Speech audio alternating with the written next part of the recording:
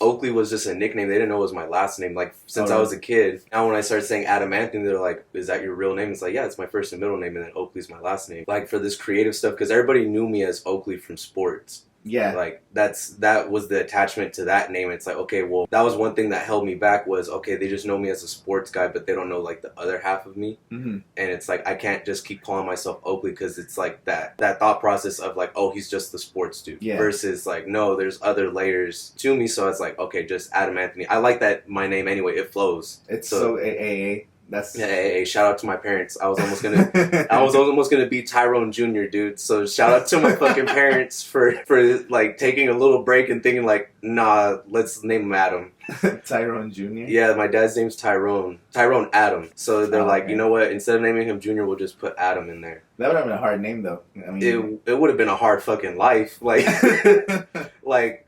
My dad's, he's half Mexican, half white with the name Tyrone, and then it's going to be me. Yeah, I already know what I went through. I don't want to put him through that, so let's just give him Adam. Like, the most generic-ass name you could think of. It is one of the, like, probably one of the most used names just because of, like, the Bible. Yeah. A lot of the Bible names, like, my name, Angel, too, like, this is fucking overdone. Mm-hmm. I guess we can't choose what our parents' name Dude, and that's a crazy thing to think. I always talk about this with people, like, we don't choose our names, our parents choose our names, but, like, what if you have a kid and you give him, like, a hard-ass name, like, name your kid Thor, and then, like... He turns out, like not to say it's a bad thing, but, like, he doesn't turn out to be, like, this great athlete or football player, like this fucking Nordic god. He just turns out to be, like, oh, that's just Thor, the fucking, the biologist. And you're like, oh, shit, well, I feel like change his name. If you have a good name, like a badass name, yeah. It just helps you in life. Like Captain Munnerlyn from the Panthers, bro. Like, he had no choice but to be a football player. Tom Savage, bro. Barkevius Mingo. Like, I always think about that Key and Peele skit. Like, how crazy their names are. Like, this is legit the only career path they had. Yeah, and so I feel like their names encourages them to just go hard. Like, if you're a scout and you get a call like, oh, there's a Tom Savage in the middle of Kansas. Like, you're gonna go check out that freaking Tom Savage. Yeah, like, book the flight. Yeah, like I'm there next Friday for the game. Like, that's crazy. It's all about the name, but nice. I know, because there's some names that are fucking crazy. But yeah, that's why I changed it to Adam Anthony. I like the way that flows anyway. Like, growing up, that's what my parents called me. They just said Adam Anthony. So it's like, well, I'll just choose Adam Anthony then. Yeah. Like, you're saying rebranding stuff. I've been trying to promote Angel Chavez more because I was doing Wormeaful. Yeah. Wormeaful. It was stupid because I was trying to like share it one time with this person. And I was like, oh yeah, just look me up on YouTube. Mm-hmm. And then it's like, oh, how do you spell it? I have so many. It's so stupid. So I was like, you know what? I'll just start doing Angel Chavez. Like I have the Wormeaful for years, but it's like I'm still small. So like 5 years from now, Angel Chavez is gonna be the thing. Mm-hmm. So I'm kind of like transitioning to that just on YouTube, like on Instagram and Twitter. I'm still gonna have the same @ Yeah. But I just have Angel Chavez as the, you could put like the nickname or whatever. Yeah. So, and on Twitter, I still have the Oak Tree Cinco. Like, I'm like, I don't even want to go through the house. It was so much easier to change on Instagram. Mm. I'm shitty with technology, dude. Like, I'll look at it and it just looks foreign to me. So it was so much simpler to change it on Instagram. And on Twitter, I'm like, you know what, fuck it, just leave it. I don't care. Going back to the beginning. So when did you decide to get started with like the whole fashion? The fashion stuff, I mean, like, taking it serious? Yeah, when you was like, you know what, I'm going to start doing that. Like, since when did you have a passion for this stuff? I've had a passion for it for a while. It's just, I never thought it could be anything. Like, I've always been I've been dressing myself since high school, like, probably like my freshman year, but like, because when you're a kid, you don't have a choice in what you wear. Like, your mom or your dad just buy whatever they think is cool. Whatever thing is school, or even school uniforms. Even school, like, so I had, like, sometimes I would have it say, like, my mom would say, oh, you could pick 2 shirts. And, like, from, like, 6th grade, because that was the first year I could wear regular clothes. I didn't have to wear a uniform. And I'd buy fucking Megadeth shirts and Slipknot shirts. Like, I was in so hard in the death metal, dude. I had Megadeth with, like, fucking jean shorts and DC shoes and like all the fucking bracelets, like middle school days, long hair. Like I was the same. Oh, bro, I feel you. Like, and then like just to see, and then like I would get like these random like just urges of like changing, and I'll see something that I like, and then like 7th grade came, and I was like, you know what, I want to do something different. And that's when South Pole popped off. Like, that brand, remember South Pole? Yeah. I was wearing like South Pole polos with jeans and like Fila shoes. And, like, I had a chain. I looked fucking Puerto Rican because it was the first time, like, I would get, like, lineups and stuff, like completely transitioned. Like, so since then I've always like thought to like experiment and like try this out, try that out. And looking back, I look wild as fuck. But started taking it serious like probably around, I want to say, probably, was it November of last year? Like actually thinking like I could actually do something with this. Yeah. And I had a friend, and she was saying like, you know what, you have really good style. You should do something with it. Like, I'm a stylist, an assistant stylist for a major celebrity stylist, so you can do something, like it's a possible career path.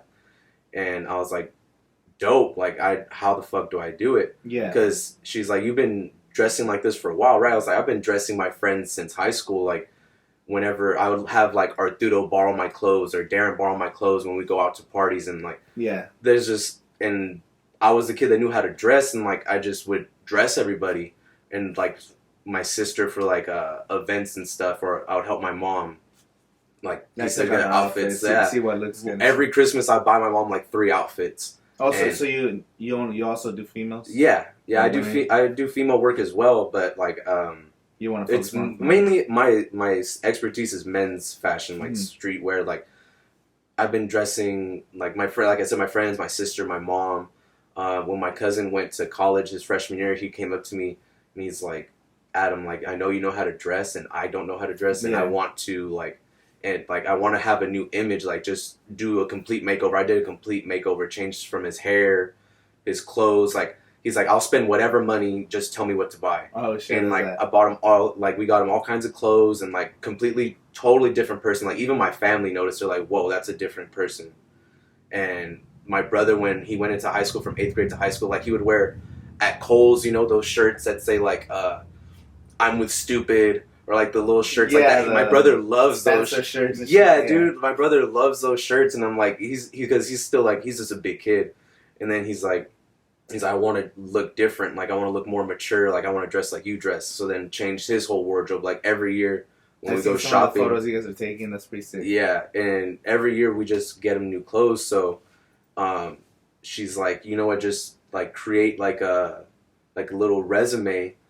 And well, I don't think I'm gonna go back to interning, but I made a fake ass resume, dude. Like, what do you mean? Like, I put like I worked at Nordstrom. I worked at fucking Saks Fifth. I go to school at Fit'em, like completely fake. Yeah. And I sent that in, and I like put my Instagram in there. Send it into like this stylist that was looking for interns. Okay. And then I interned a day with that girl's boss, and then they really didn't need any interns because it was kind of slow. And then I was like, you know what, fuck it. Like, if I'm doing this, I'm doing this. And so I went on Indeed and like typed in styling interns. And this name popped up. It was Zoe Costello looking for a fashion intern. So I sent in that fake ass resume, and then they emailed me back the same day. They're like, what's your Instagram? And then I sent in my Instagram, and by then, this was around January. Yeah. And I already had like outfit photos. I was already starting, like, I recreated my Instagram. I took off like a lot of photos that weren't that great of quality. Yeah, memes and stuff. Memes and just stupid shit. Like, I'd just make it look more professional.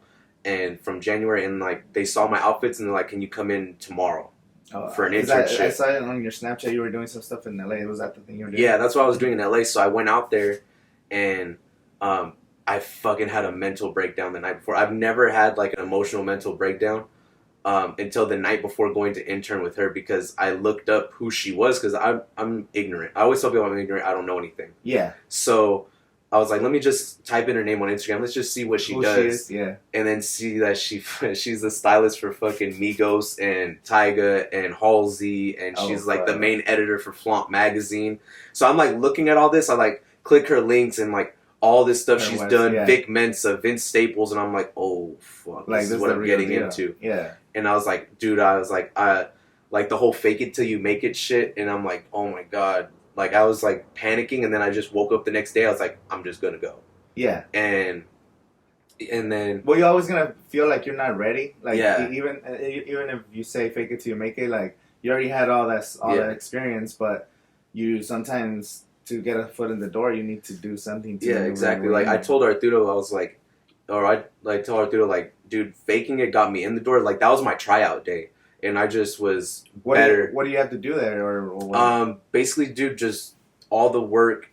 It's the cliche intern shit. Like, you got to do all the work they don't want to do. You got to go drive. I was like going all over LA, picking up outfits, doing this, doing that, doing this, and like helping just for video shoots and stuff. So like I'm seeing like all the behind the scenes stuff that you don't see when well, you just see like a video shoot. Like, like for example, like our photo shoot. Like, you don't get to see the behind the scenes stuff of like me and Darren waiting in the car because of the AC, because it's fucking hot outside and we don't want to sweat, and then like rushing to put outfits together, like all the people getting there, all the ugly work, bro. And like that's what I got to see. And like you get to see all the ugly work behind it, the stuff that people don't want to do, and then you get to see the final product, and you're like, okay, so that's how you get the stuff done. Like, and that's what I learned from being there. And it was a lot of fucking driving, dude. Like, that's why I got my new car. Like, I'm fully committed to this. To whenever they need you. Fully committed. And are you still like waiting for them to call you for other events? No, right now I'm focused on my own stuff. But like, if I wanted to, I could reach out and be like,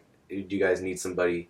And so what do you have for like a short-term goal? Right now you just want to style people, and then you want to get hired? Short-term goal is style people, build up my own clientele.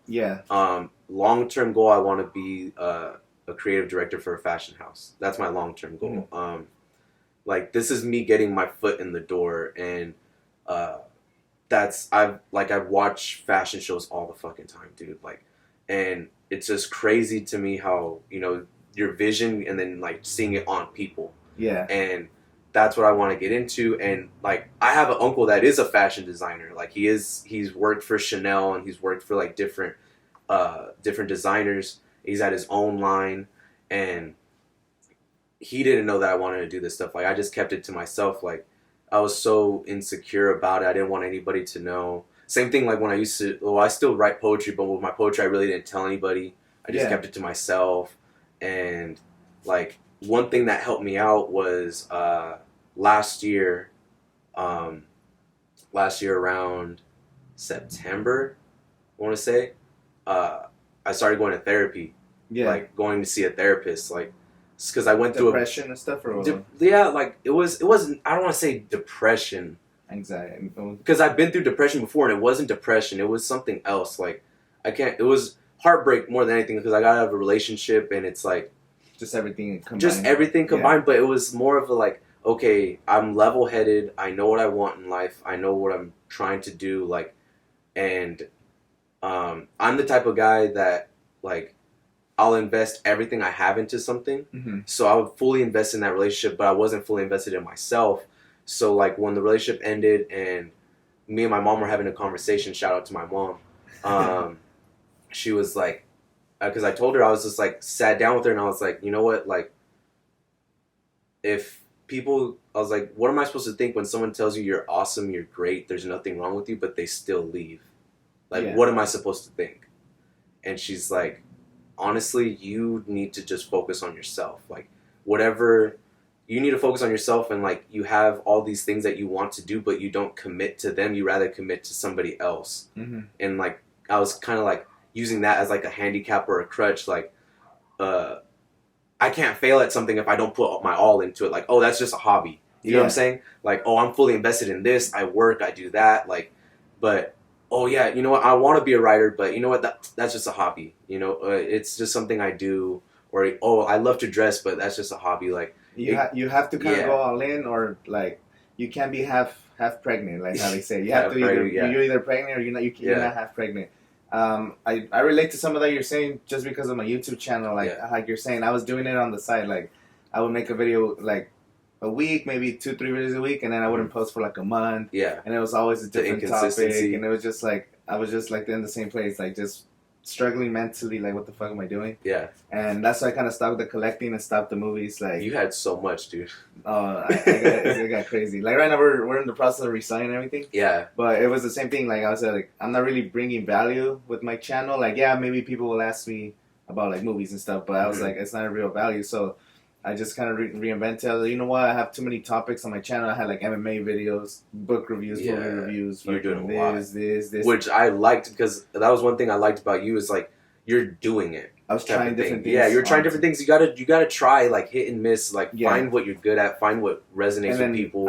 Since I had already done YouTube for like about 3 years, so I was like, you know, I looked at my analytics, because a lot of videos say that like, just do whatever's kind of working. Yeah. So the videos last year that popped was 2 Coachella videos. Coachella breakdown of the lineup, and I made a top 10 tips video because the lineup breakdown blew up. Yeah. And that top 10 tip video got like 15,000 views or something something like that. Yeah. And I was like, damn, that's crazy. Like people are really interested in Coachella. So I was like, you know what? I'm gonna start making just Coachella content because no one else is doing it on YouTube. Like it's all either makeup tutorials or fucking what to wear for Coachella, like fashion people. But there was no tips, just regular tips. You gotta find your little niche. Like what do people need? Yeah, so I was like, you know what, I'm gonna do it. And then I kind of made it consistent over the last like 7 months. Every Monday Coachella video. Every Monday, and I keep saying in the video, every Monday Coachella video. And then randomly, like 2, 3, 4 weeks ago, I don't remember when it was, I got like 3 messages because it was already like 7 p.m. I hadn't uploaded a video. They're like, oh, you're still doing the Monday video? Like, it was crazy. Dude. I didn't even think that shit worked. I was like, damn. It's all about like programming, like you schedule your TV show, you know, like Game of Thrones comes out on Sunday or Monday Night Football. And you're looking forward to it. Yeah. Or even if you're not watching it, you know that it's there. Yeah. So I kind of just started doing that, and then that's what's been helping my channel grow because of course like I was making Coachella content before it was trending, and then once April hit, but you just had to find the right content, like just finding what people need, like, and then you just bring the value and define what you are, because like I said, I was just doing too many topics, and that's why I started the podcast too, because the podcast we could have conversations about anything, you know, basically. So that's kind of satisfies that need where I'm just like my mind's everywhere. But for now, I'm sticking to Coachella and then podcasts, and then I do want to do more vlogs and like community events and stuff. Just to you're grinding, grow the valley. And so like for me to go back to it, like she's like, you need to go to a therapist and find out why you hold yourself back, or like why you don't fully commit to anything. Like, I fully invest into relationships, but I don't fully invest into myself. And it's like, okay.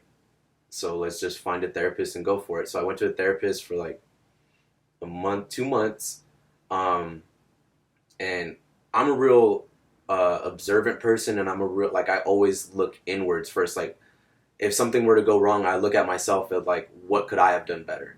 So that my therapist said, it helped because you're already self-reflecting and like you have questions, but you kind of already like know kind of the answers of what you did wrong, because I evaluate myself all the time. Like, okay, I did this, I should have done this, or maybe I could have done it this way, type of thing. And just from those therapy sessions and just talking to somebody and like, I mean, everybody goes through their shit. Like I had childhood trauma, or like not trauma, I wouldn't say trauma, but shit that I've gone through is like, who do I talk to? Because in my family, I'm the one everybody comes to. I'm the oldest of 3. Whenever just anybody would come talk to me, I would like, they say I'm easy to talk to. Yeah. So it's like, but who does that person go to? And I didn't have anybody. And so for years, it was just me and my thoughts. And like, that's why for a long time, I'd just be quiet. Yeah. Because it's like, I have so much shit going on in my head. And to finally just vent, let it out. And like, okay, like I did all of that because I'm really, like, I talk a lot. So like in that 1 hour session, like I got a lot out, like that was really bothering me. And then like in the next session, got like some more stuff. And then by the 3rd session, like, all right, now what? Now what do we do? And like we helped game plan my life, like setting goals. Like I actually bought a calendar. And like I don't think people realize like the cliche things in life, they're cliche because they're true. Yeah. Like get a fucking calendar, write down goals, write down what you want to do, and it's because everything's just dreams until you write it down. Then it's a goal. The goals is game changer for me. It's such a, like, and I wrote down goals of like, okay, I want to get my car by my birthday, June. I got it in January.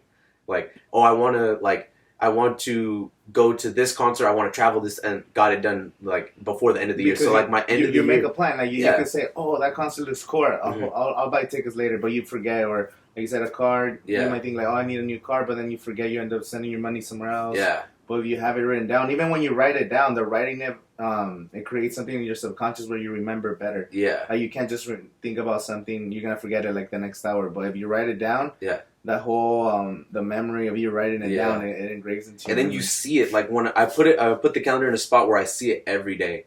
So like for that month, I'll write down the goals for the month, and then I'll put like by a day that I want it, and then keep it going. So I have the short-term goals, I have the long-term goals, the goals I have, and then like it's just me seeing it every day. I'm a real competitive person. Like my family's competitive, but out of all of us, I'm the most competitive. Like, I love a challenge. It drives me. Like, tell me I can't do something, and I'm gonna fucking do it. Like, that stupid shit. Like, to get me to do anything, say you won't do it. Yeah. And I'll fucking do it. The reverse psychology. Yeah, like, I'll fucking do it in a second, which is fucking dumb. And I've done a lot of dumb shit, but yeah, I fucking did it. But, so, writing this stuff done, and I just get it done sooner. I'm like, okay, I had it for this month, but I could get it done sooner. Go do it. And so, one thing I learned with the therapy is, like, I never fully invested in myself. Like, yeah, I was happy and content with myself. I learned, like, I loved myself at where I was, but I never really would invest into, like, trying to get to a career goal or, like, just fully dedicate, you get what I'm saying, like, at all, because I would just consume my time with other things. Yeah. And you don't waste time. Like, a lot of people, we all waste time. Yeah. And are you more conscious of what you're doing on your free time? Like, you're focused on, like you said, maybe research on fashion shows, think of new fitness ideas, think of videos, like. I have, like, the amount of free time I have is, like little. Like, so I work for my dad's pool company in the morning, Monday, Tuesday, Thursday, Friday. So I do that. I'm done.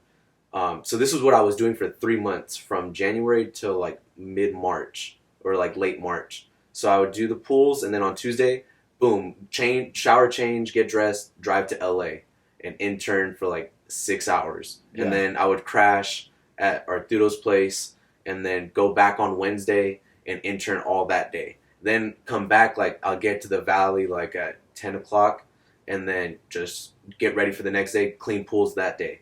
Then clean pools on Friday, and then, like, go bartend at the brewery on the weekend. So Friday, Saturday, Sunday, bartending. Damn, that's so good. I did that for 3 months straight, like, nonstop, like, maybe getting 4 hours of sleep. And I watch a lot of podcasts. I watch interviews. And one thing I noticed from all these guys and these successful people is everybody has a story. Everybody makes those sacrifices. That you have to do the things people aren't willing to do. Like, and it's like, okay, this is my story then. Like, I'm the kid that's willing to do anything that's going to drive to LA. Like, I even, on my resume, I said I lived in LA. Like, I said, because they say for internships, you have to live in LA for it. So I just said I lived in LA. Yeah. And when I would make sure. You need an address. My friend lives in LA. I can just tell him. I have a fake address already. but like, it's like, I laugh at it, dude, because it's like all this shit I have to do, like, just to get in, like, and I'm a quick learner. And one of the assistant stylists, I was like, I asked her, like, you know, any information you could give me, like, to help me succeed, because I know sometimes with internships you could get a job, like, within a month, 3 months. She's like, honestly, I know people that it's taken them a year, and, like, this is what you need to do. Like, you need to build connections, this, that, and third. And it's all about the connections, bro. Like, and I had no idea. I was going in so green. Like, I just know how to dress. That's, like, it. I don't know all the other stuff about. So that's what I was doing, learning. And literally the next day she told me, every place I went to, like, the main guys, like, whether it be a head designer or somebody that works at that designer, gave me their phone number. Like, just off the strength, they're like, okay, like, oh yeah, you work for, okay, you know what, let me give you my number. And I'm like, all right.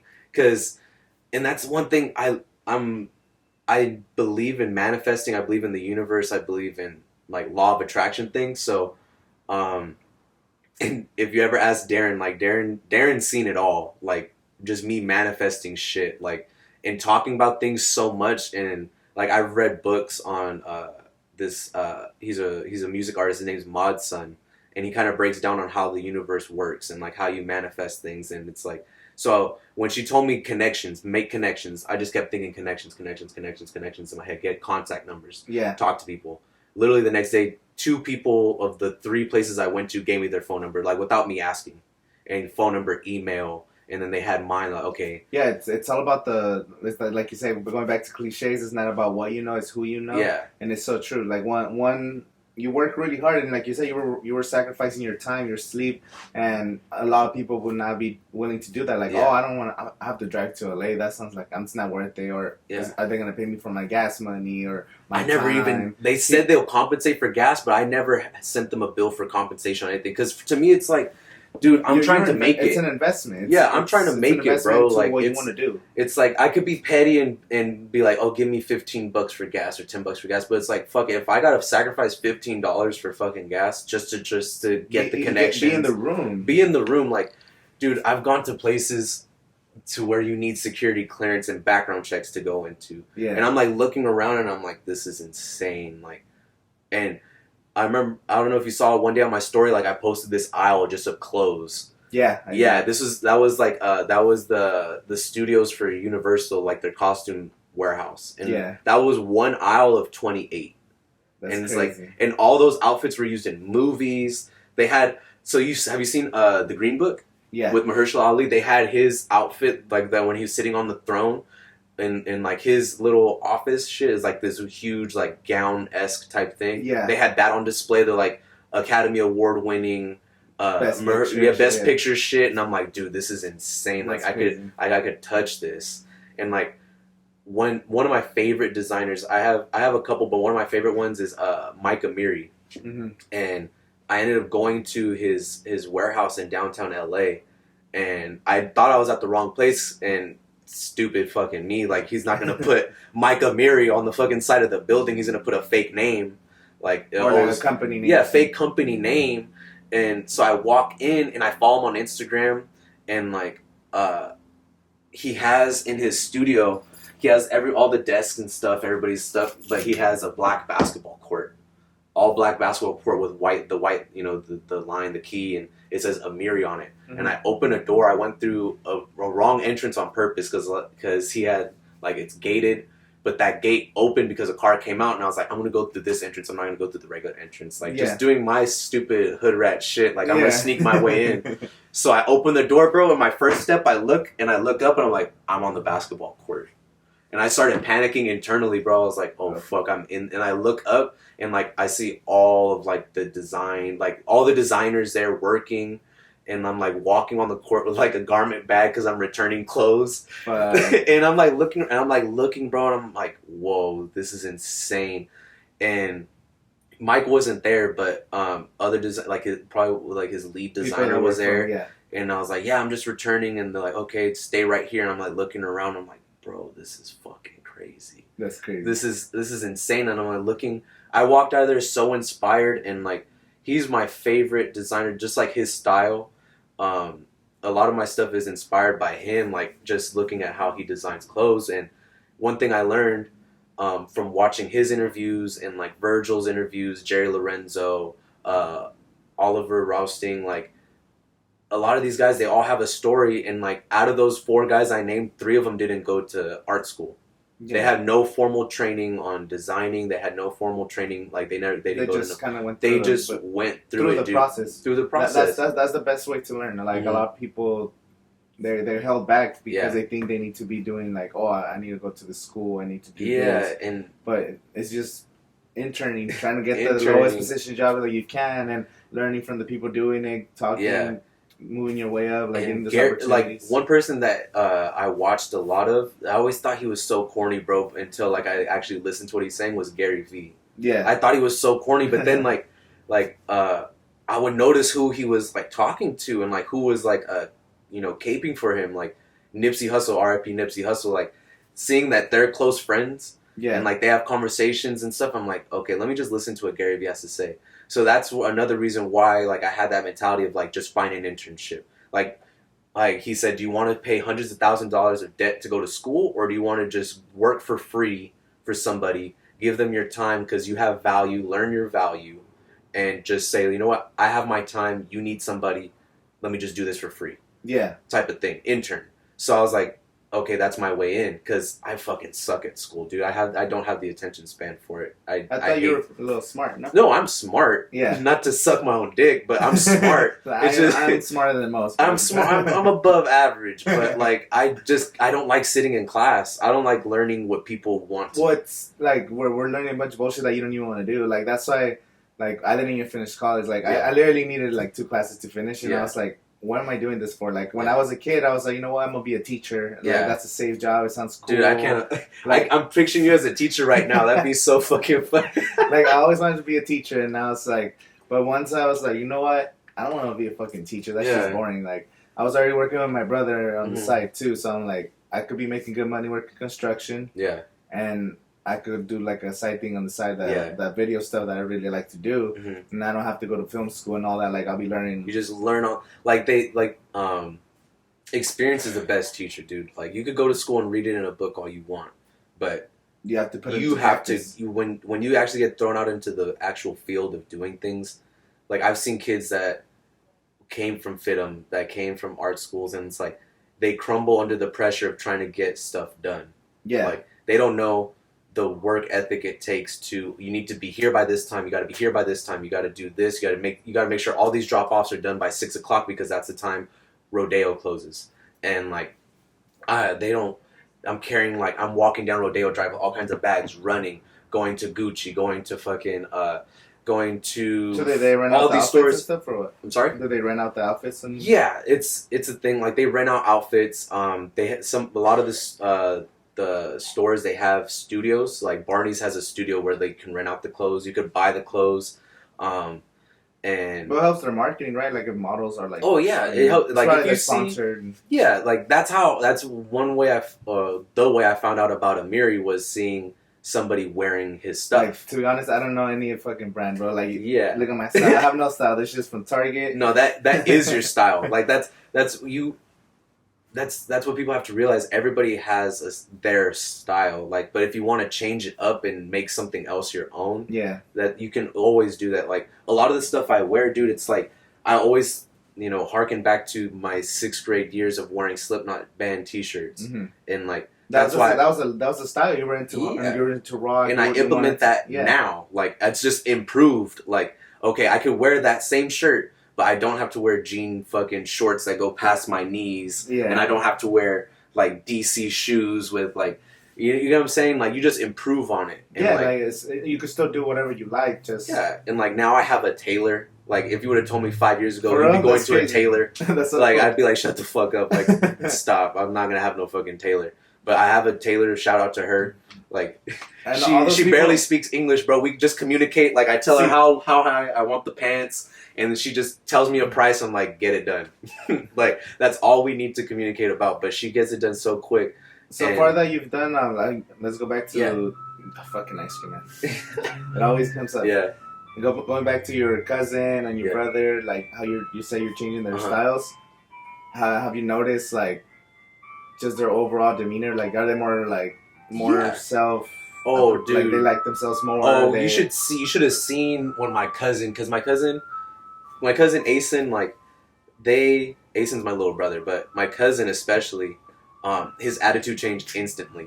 Like, he got his haircut. I took him to my barber, got him fresh fade, looked right, got him all the clothes that he needed, got everything to fit right. He had lost a bunch of weight because he used to be a chubby kid. Yeah. And then he lost all that weight, and he's just still wearing, like, those same clothes. I'm like, no, we need to get you right. And then, bro, when he looked in the mirror, like, immediately, like, it was like fucking Urkel to, like, what, Stefan.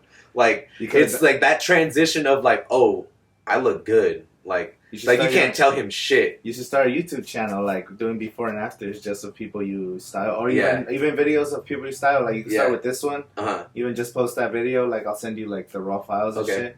You can post it. Like, it doesn't have to be a vlog. Like, if you don't want to be in front of the camera and worry about the editing, you just be, oh, this is who I style just today. Raw footage. I love the raw footage aspect. Yeah. I could even edit for you. Like, just give me whatever. Because I don't know how, like I said, I suck with technology. Like, for me, like, I'm always down to help people. Like, I always tell people, don't be afraid to ask. Like, not even just me. Like, there might be other people that are doing things. Photographers, maybe you. Like, if someone asks you for advice or they have questions, a lot of times we feel like, oh, we don't want to annoy them, or, oh, they might think we're stupid. To be a bother. Like, yeah, but you're not, though. Like, I love when people ask me for help, or, like, I want more people to encourage people to start doing things, like, whatever your fashion or you want to do photography, videos, YouTube, podcasts. I always think about the closed mouths don't get fed.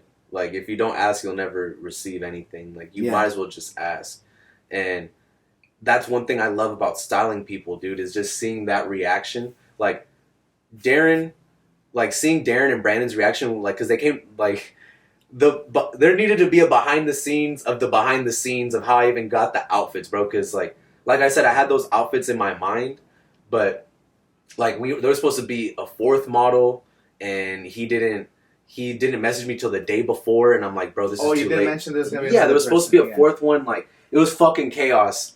Like Darren saw me like literally think of outfits on the spot. Yeah. Like because I already had ideas. Like I had like this vintage polo shirt, long sleeve that I wanted Darren to wear. It was like vintage polo, blue and white striped, and he was gonna wear those white pants that I wore. He was supposed to wear those white pants with like those Air Force Ones and a blue bandana around the ankle. Yeah. Like it was supposed to be clean. What about the clothes? Do you like buy them? I buy them. I thrift for them. I was gonna say, do you go to thrift stores? I go thrifting a lot. I go to Poshmark. I just stay on there all day. Yeah. Like if I ever have downtime, like I have a vintage plug. Shout out to him. That he has all these shirts. Like this one was from a different person, but I have a shipment coming in from him today. Shirts. After you wear them, do you resell them? Or no, I hold on to them. Eventually, I will resell them. Like if I get tired of it, because Alex like she uses Poshmark, but she sells a lot of stuff. Like she sells a lot, bro. Like she'll go to the thrift stores, buy these clothes. Yeah, I saw she added me on Poshmark. She has a huge following on that. Like the same thing with just movies, but she does it with clothes. So that's what I was asking you. Yeah, like and I use Poshmark, and for a while I always had the app, but I never used it. Like I always thought it was like, oh, I'm gonna get scammed or oh this and that.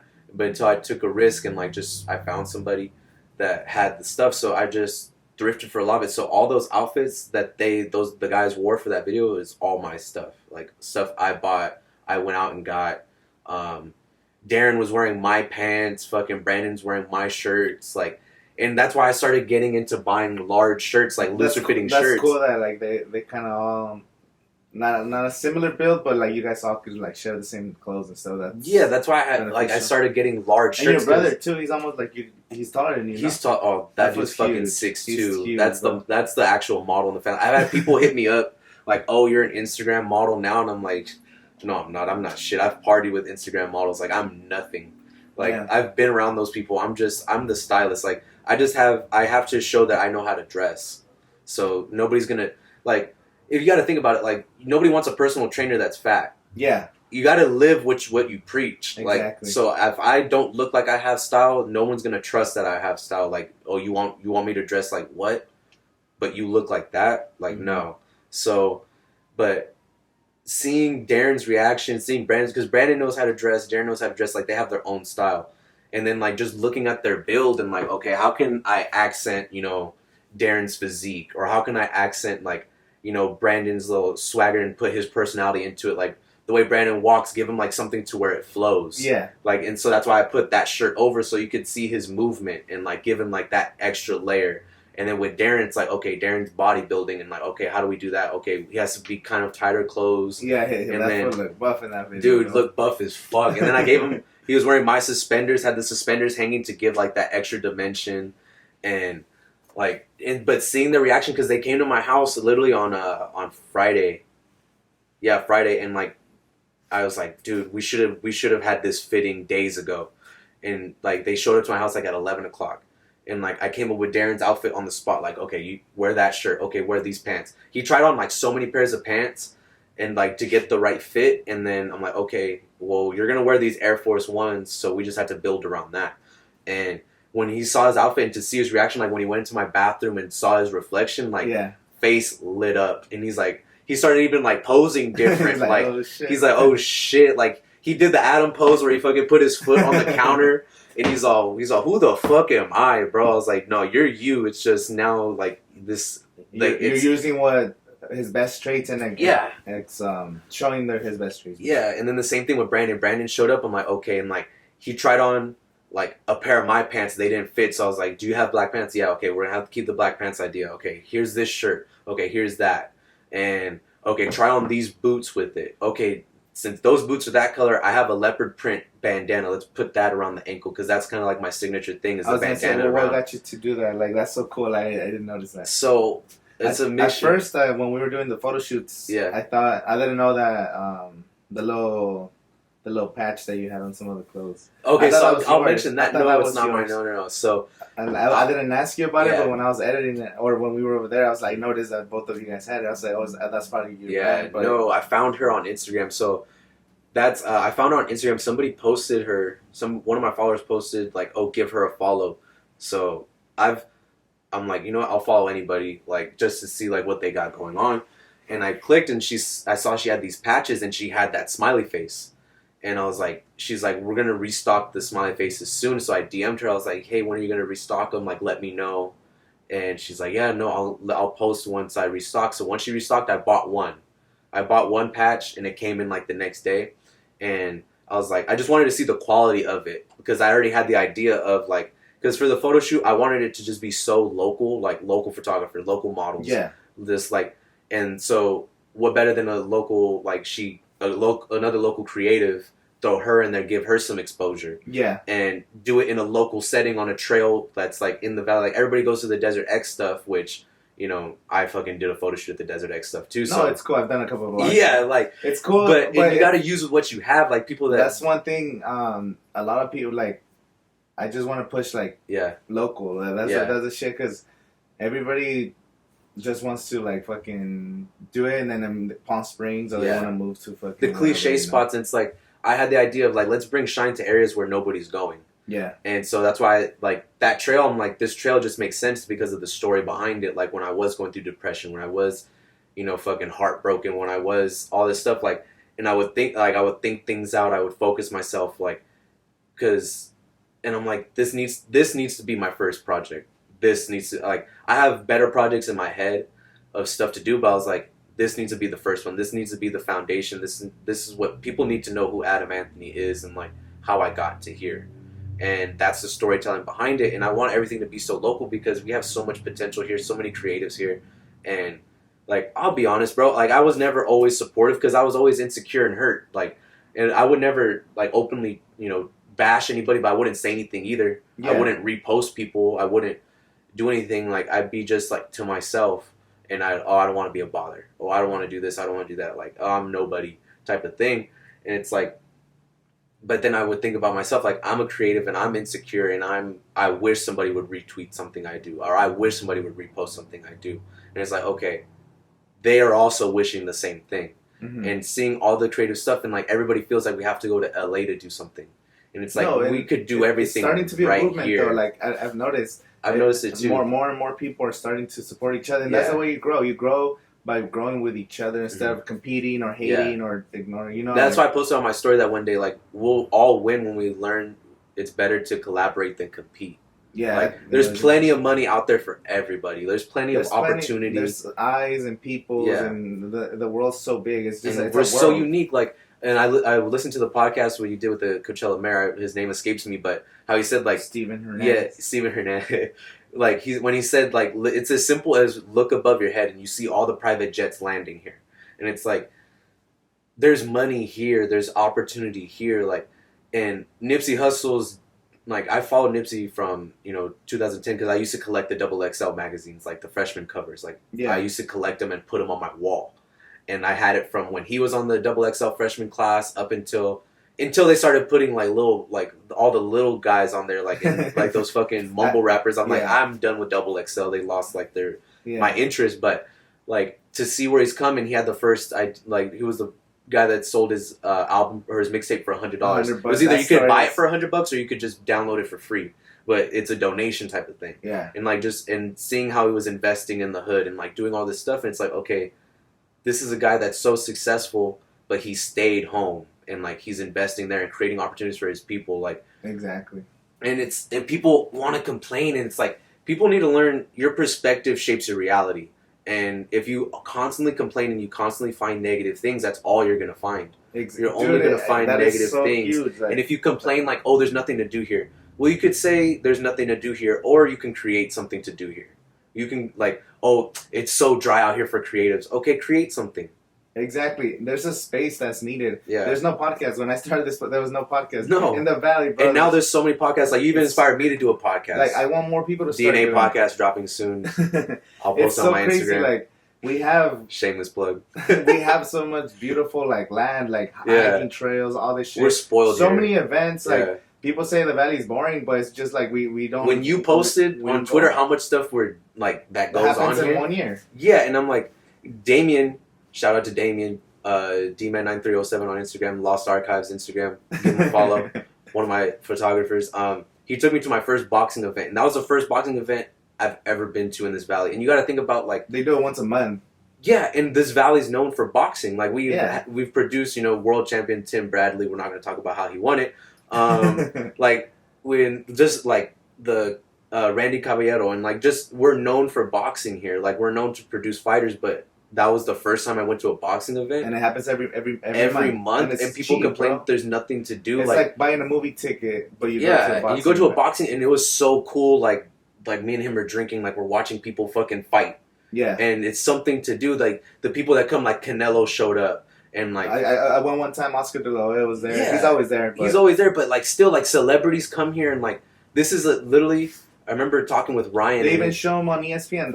Those fights now, and I also remember talking to Ryan, and he's like, dude, you got to think about this is like a millionaire playground. Like people come here and with so much money, and they invest, or like they have their getaway house here, and they enjoy our valley, but we have young people that complain that there's nothing, and I think about it like, dude, there's so much negative thoughts of like there's nothing to do, but you got to change your mindset of, because I had the same mentality of like I need to leave here, and it's like the fly the nest mentality of like you gotta leave the nest and you gotta make it somewhere else, or you gotta do this, or you gotta think about like, do you want to go to where the herd is, or do you want to just make it where you're at, or and there's a space here, like how we're talking about whatever you want to do. Yeah. Here in the valley, there's no, because everybody wants to move to LA or New York, whatever. Yeah. But here, like, it's only going to keep growing. Like, people are moving here for a reason. Like you said, millionaires, people are investing. Yeah. People are just, India's one of the fastest growing cities in the whole California, like the whole north side. Like, that's all been added. And a new school. They don't even call that north side anymore. They call it Chavez. That's where I grew up, like right there. It's not north side anymore. It's not. I grew up north side. It's growing, and even if we don't take advantage of it now,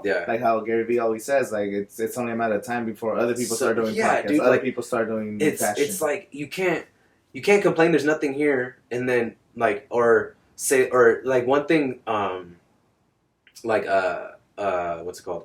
Like the gentrification shit. Like gentrification happens because you're not investing in the neighborhood, and somebody else is seeing potential in what you have. Yeah, like you're not.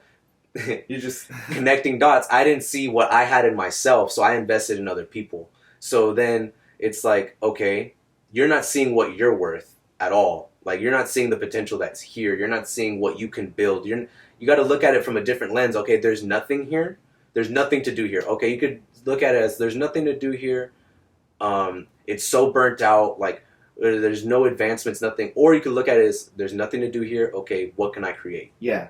And if you actually open your mind, there's so much to do. Like that's why I made that list. I literally just researched like, events. It probably took you like 10 minutes. It took me like 10 minutes, and it was literally like, these events are happening this month. These events happen this month, and it was like so crazy. And then people complain, it requires money, or he's saying this and that. And I'm like, dude, there's all kinds of city events. But it requires you money to leave. Exactly. It requires you. What are you gonna do when you go to LA for free? Like you gotta pay for gas. Even if unless you're a fucking bum and you bum a ride from somebody. Like you're gonna go live in LA. Are you just gonna like be at home then because you don't have money? Because you don't have money to do shit. It's just people complaining about the place without thinking about it. Why go where everybody else is going? Like why? You're just gonna be another person there versus here. If you start something like that's one big risk or one big fear of mine is taking the risk, but you have to take the risk to grow. And it's like you do something here and people that know you are going to support you. People that know you are going to fuck with you. Like there's going to be haters. There's always going to be haters. And I know they're probably out there, but I don't even focus on that. Like why focus my energy on something negative? Yeah. Like focus on the positive.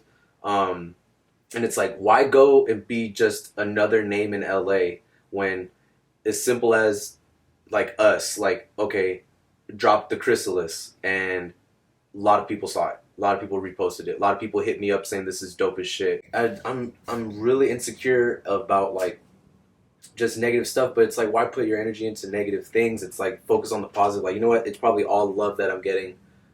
People fucking with me. So like, don't even put my mind into it. Don't put your mind on negative things. Like it's me and my sister had a conversation. And she was saying, like, I know we talk a lot and about all the stuff you've been through.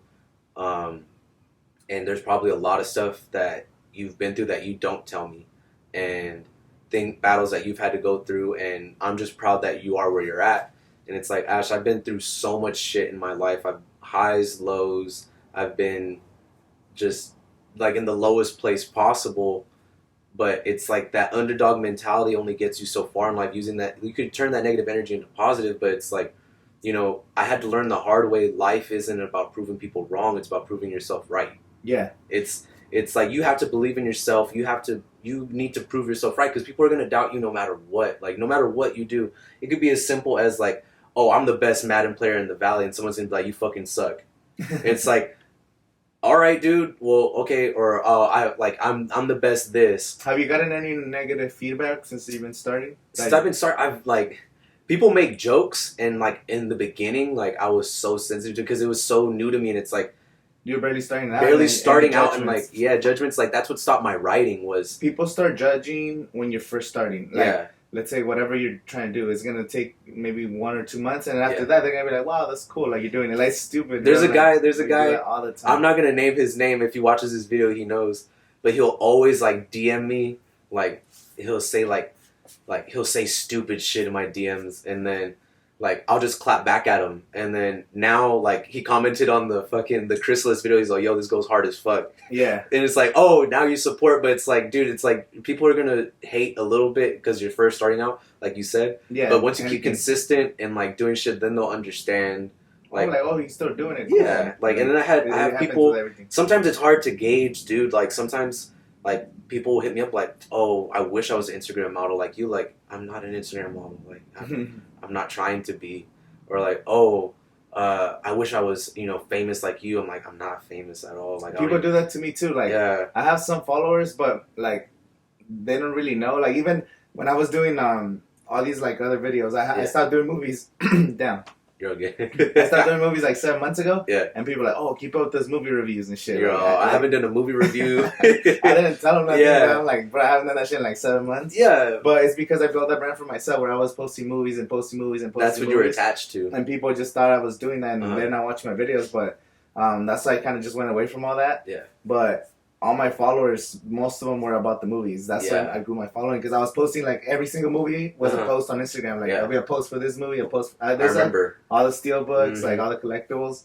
So I do have a big following, but people think like, "Oh, and I'm not even big. Like 4,000 is nothing compared to all these. Bro, I don't even have 1,000 followers on Instagram, and people are like, "Oh, you're famous now." Like that's what I'm saying, and it shows what I've learned is how people react to you shows more about them than it does about you.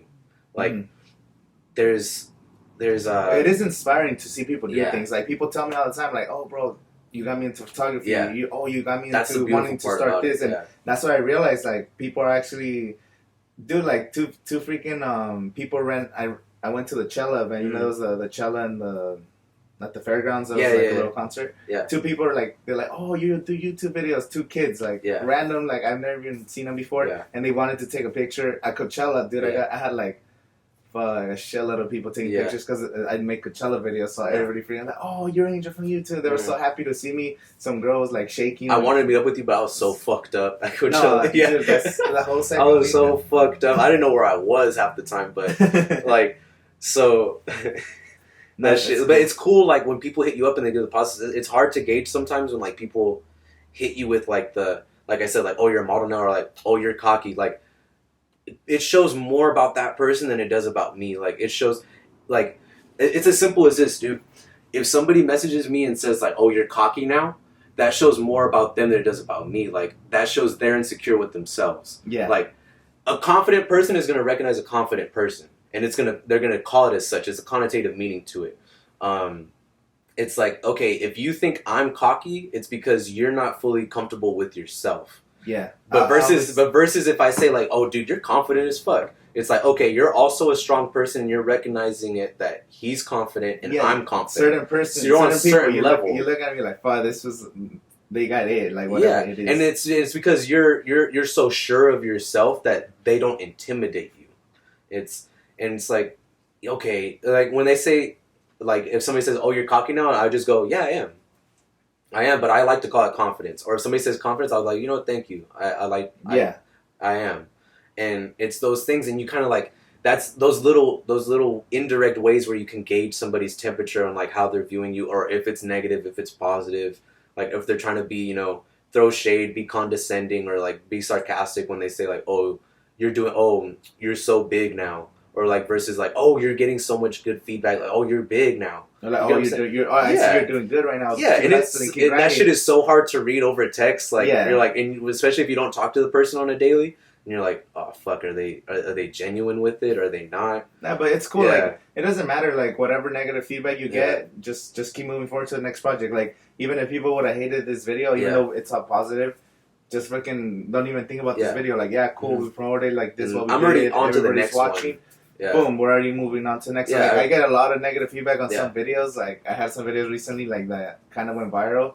And then the Sunday service, so many negative feedback. I saw you screenshot a lot of negative comments on there. Funny, it's like, dude, bro, like, I laugh. Oh, like, I wish I could see the people that take the time to go on a YouTube video. It's the whole Joe Rogan where he's like, Michael Jordan doesn't leave YouTube comments. Yeah, it's like I don't have the time. Like, I won't go out of my way to spew hate. Exactly. Like, I won't go out of my way. I watch videos where I'm like, okay, this is kind of dumb. I just move on to the next. I don't even dislike videos. I never dislike videos. Like, I see a video and I see like it might suck. I just stop watching and go on to the next video. You know, like, I'm not gonna be like, this video's fucking trash. Fuck this. Like go out of my way. Like, oh, how upset or angry are you with yourself that you got to go out of your day, set aside however long it took you to write this message?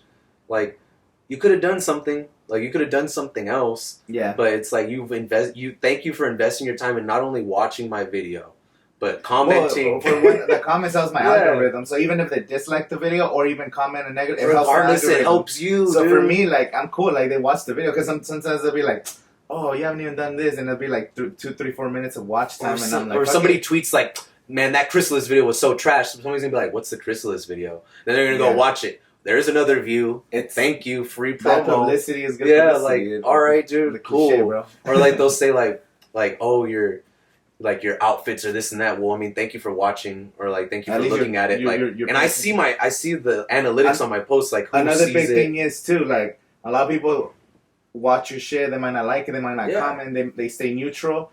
But they know you're doing it. They see you doing it. They know you're doing it. Those ghost followers. I know. I wish Instagram would tell me who's a ghost follower. I wish. Like, I fucking wish, dude. Because like I'll see my statistics. It'll be like, oh, you got 2,000 views on this post. Like only like 200 likes. Yeah. Motherfucker, that's 10%. Like it's about like it's always like 5 to 10%. Like, and I'm like, okay, so 2,000. I don't even have 2,000 followers. Like, how did 2,000 people see this, but only this amount liked it? Like, I'm still learning it. Like, to me... well, you always got to think about... it's always, like, 10%, whether it's videos, likes, whatever. It's always 10% because... For reasons. Like, I usually like everything I see on my timeline. Yeah. I only follow the people I want to follow. I'm a liking whore. I would like anything on my timeline, like, dude. Like, people are posting shit. Yeah. Unless it's, like... There's some people that don't even post, like, fucking... They just post, like, whatever shit. Yeah. Like, it's cool, too, because they use it for personal. But I usually only follow either creatives or I follow people I know personally. Yeah. So, I just like all the shit. Like, why am I not going to like... Am I following you for a reason if I see your post? Obviously, if I follow you, I fuck with you. Exactly. So, why am I going to just not like a picture? Like, exactly. And the plus, like, not to make it seem like we're... we know what a like does. Like, we know what it can do for not only a person, like... If, like how we said, like, if we don't get good feedback on something, okay, we're not going to do that again. You know what I'm saying? Like, I know if I push like, that person's going to be like, okay, so people like this. Okay, let me do more stuff like this. Similar to this, or it could be just still motivation. Like, because there's been times where, like, I just felt, like, so unmotivated. I had a bad day interning. Like, I literally got my ass fucking handed to me that day. And then they told me to go to this one designing studio called Departamento. And, like, I walk in and, like, I have to, like, I'm on camera. And it's like some Men in Black shit where they have to look at you and verify before they could even open the door. And then you walk back there and they open the door, dude. And, like, I walk in and it's just a studio and you look around, you see all the clothes. And, like, A$AP Rocky gets his clothes from them. Lil Yachty. Damn, and, like, Rich the Kid. And, like, their pictures are all over the wall. And then, like, that bandana shirt that I have, it's not... It's not the same designer that originally did it. Yeah. That designer's name's Lowe. Loewe. That original shirt that A$AP Rocky has, that James Harden wore. Yeah. That's by that Lowe designer. And that shit's like $1,500. Oh, fuck. For the shirt. I can't afford it, but I found somebody that made that shirt for $100. So I fucking bought it. It's a custom shirt? It's a custom shirt. Like, this dude just advertises, like, I can make this shirt. And I'm like, hit him up in the DM, like, yo, when can I buy this? I need this in this size, this, third. And that's even a struggle in itself, dude. Like, your outfit was fucking on fire. Dude, that's such a struggle in itself. Thank you. Like, and I ordered that shirt March, like, 1st. Mm-hmm. That shit did not get in until the Friday before the shoot. It took literally almost 2 months for this dude to make the shirt and send it to me. Like, that's why I said there needed to be a behind the scenes of a behind the fucking scenes. Like, everything that shirt got there on Friday, literally that day. And that's the same day I styled Darren and Brandon because, you know, the other model said he couldn't do it, or like he never responded until Saturday. Is that the model like local or he's a local music artist. He's a local music artist. He's pretty big as well, and like I wanted him to be a part of it so bad because I had the Darren's look was supposed to be his. You know look. what's disappointed? Fucking Billy Day's like, man, y'all didn't invite me to the freaking photo shoot. Oh, and that's another thing I wanted so local is a local artist music. Like, dude, that song hits so good. When I was editing, yeah, as soon as the intro, it's like, fuck, bro, that shit's dude. I had all hard. that, like Arturo and Darren and like some people that I talked to, they know how crazy my mind is. Like, yeah, that whole vision was in my head for months. I knew the song. I knew that, like, more or less the style of the outfits, the theme of how it's supposed to go. Like, I had everything in my head, and like I just refined it. Every time I ran on that trail, I refined it. The location, how I wanted it, like how I wanted the mountains to be the background. Yeah, and like these rocks kind of assemble a runway. You get what I'm saying? Like, and I knew that song was gonna be so good. Like, and then match that with like slow motion walking, like just the epicness of it, like the smoke, everything. So I got that shirt, and then so shout out to Luna Visuals. She's the one that made the patch. Yeah. And so once I saw the good quality of it, and I was like, I hit her up. I'm like, look, I'm doing a photo shoot on Sunday. I would like to have more of your patches incorporated in it. I'm bought 2 more. Is there any way you could get it to me tomorrow? And she express shipped it, and I had my mom iron those fucking patches on the night before, on Saturday night, while I went to I got all the outfits situated. I had them all ironed. Yeah. And I was like, I've never ironed on a patch before, and my mom has. Yeah. Because when I was little, bro, like being a little fucking kid, just a dirty kid, my uniforms, I'd always scuff up my knees. Like, every kid fucking tripping, falling, playing soccer, getting grass stains, kickball. So my mom would buy like fabric patches and patch over my knees, like, because I'd always get holes. Yeah. And she's like, if it's the same thing as that, I can do it. And I'm like, all right, awesome. And so she did it onto the Brandon shirt first, and it worked. So I was like, okay, now put it on the pant. And because there was no way I was going to be able to incorporate it with Darren's outfit. So Darren's outfit was like so UK inspired. Like, that's like UK fashion, like the polo with it tucked in and the trousers with the fucking suspenders. Yeah. And then I threw in the the America feel with it, with like the Air Force Ones. Like, I look at fashion as in, like, it's fun to me to incorporate so much different shit into one thing. Like, yeah, and that's some stuff I've never even like, for me, like I said, I don't know anything about that stuff. Yeah. And it's so cool, like, you explaining everything, because like the UK look and all that stuff. Like, when you say it makes sense to me. Like, oh yeah, that is true. Yeah. But for me, when I look at Darren, I was like, damn, that foot looks buff. I didn't consider like what went into the outfit. Yeah, like, and then so a lot of my fashion, like the stuff, my styling, I incorporate so many different cultures into one. Like, fucking, I'll be honest, I'm a hipster, so like I'll have like hipster kind of look. And then I'll throw in like a Banty or like Harley Davidson. I'm big on Harley Davidson vintage shirts. This is an original Harley Davidson shirt. And like, okay, like, and color blocking and like all this stuff, like words that are going to be foreign to you, but to me it's like I see it. And like how you asked about the bandana, like there's a Harley Davidson shirt with the fucking Harley Davidson bandana on the ankle and fucking says made American made on it. Make America great. Oh yeah. But like a lot of my outfits, so what inspired me with that was people wear bandanas on their head, on their neck, on their arm, like, but I haven't seen anybody kind of wear it on the ankle, like do something different, like kind of like with their YouTube videos. What are people not doing? Yeah. And find your way in. Find your way People are not putting this on their ankle. I'm sorry, I haven't seen it. Call me ignorant. Yeah. Call me arrogant. We can't see everything. Some people might say, oh, like somebody told me there's no such thing as original idea. Like, because somebody's probably thought about it before. Yeah, that's true. And that just makes sense when you think about how many people are on the planet. But so with this bandana, it's like, okay, like it's another dimension added to it. Like, look at this shit, bro. Like, and then I have this popping off the side. Like when I walk, it moves.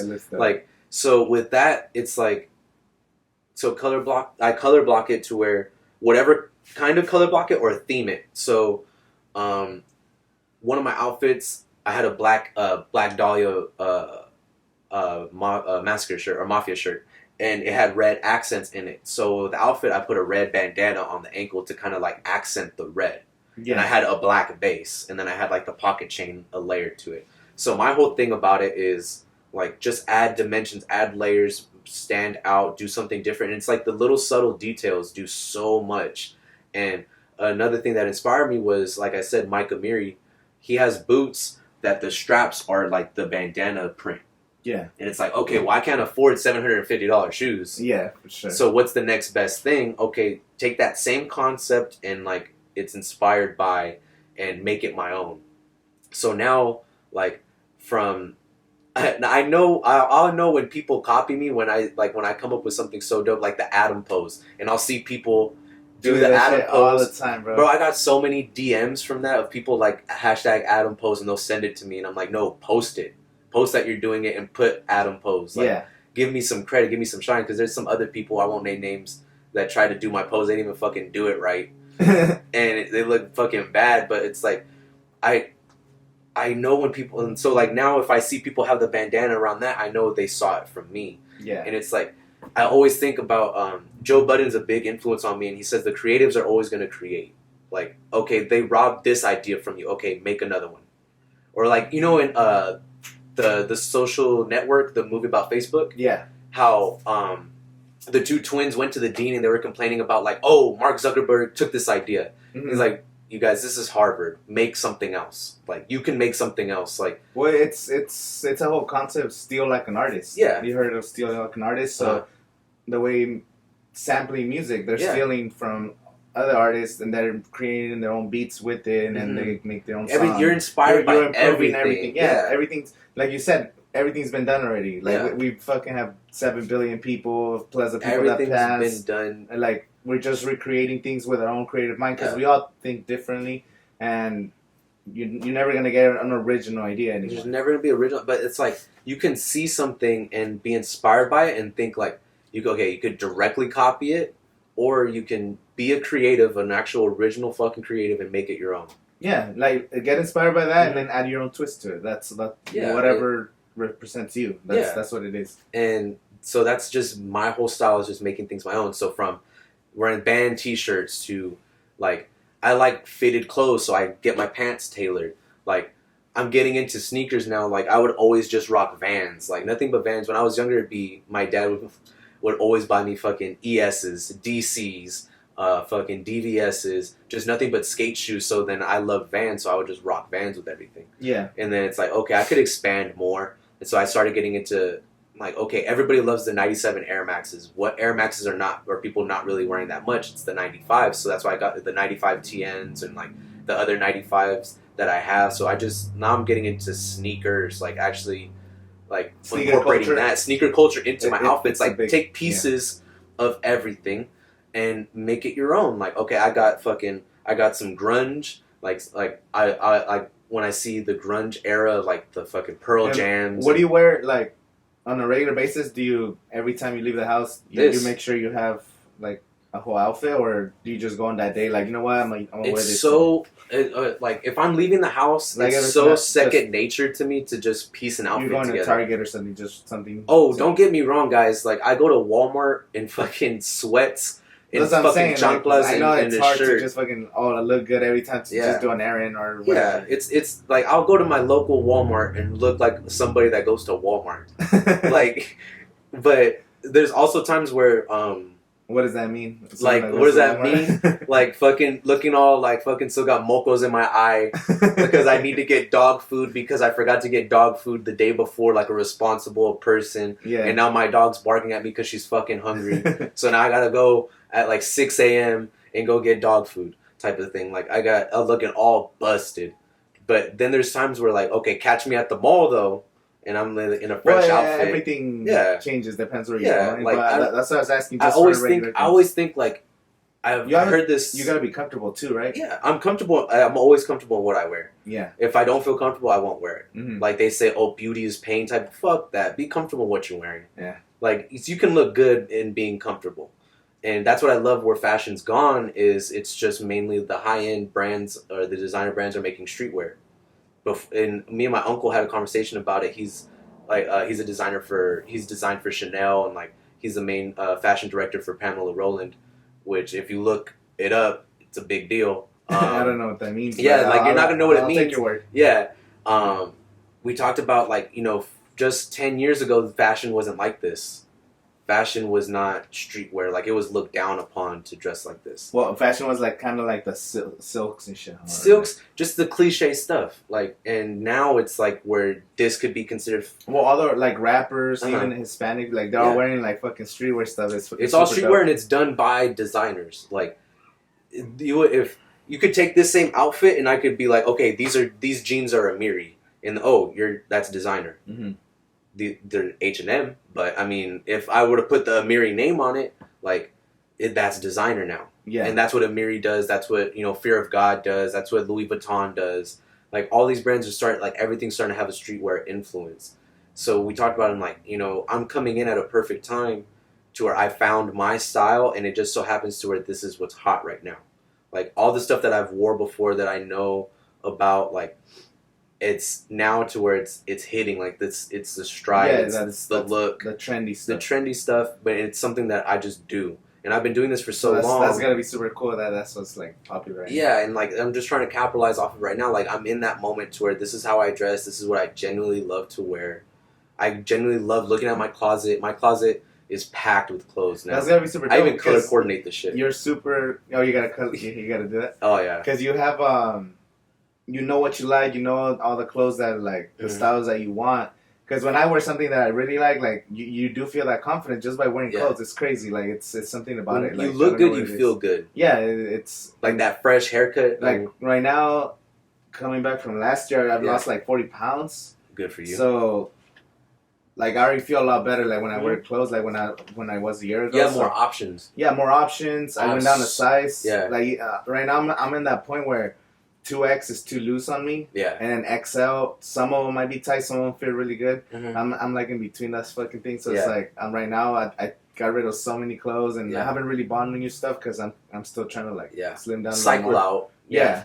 So it's just like when I wear something that fits me good, like fuck that shit. Just like the confidence is it's there. Just it's like I take that to heart of look good, feel good. I always want to feel good, and I would always tell her through. Like, bro, if I could afford to dress how I want to dress, like, I would look good all the time. And now I have that, you know, that income, that buying power to dress how I want to dress. Like, this is exactly what I want to wear.